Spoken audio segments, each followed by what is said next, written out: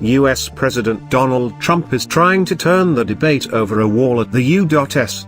Mexico border back to his political advantage as his signature pledge to American voters threatens to become a model of unfulfilled promises. Trump will hold his first campaign rally since November's midterm elections, in El Paso, Texas, on Monday, as he faces a defining week for his push on the wall, and for his presidency and his 2020 prospects.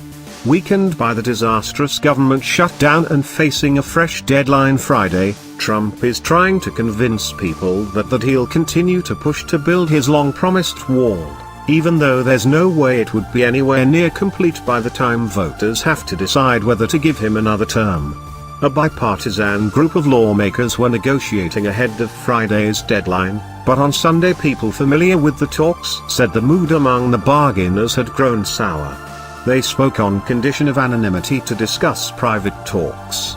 Mick Mulvaney, the White House's acting chief of staff, said during news show appearances Sunday that another shutdown remained on the table, although he also said Trump probably would be willing to compromise over how much of the $5.7 billion for wall construction he has demanded would be allocated.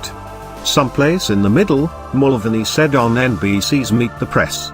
Even Trump's full demand is a fraction of the money he needs to complete the barrier he wants.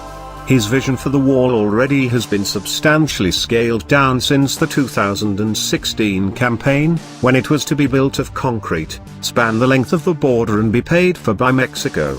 Now, he's looking to build steel slats along much of the 3.057-kilometer stretch, relying on natural barriers for the rest.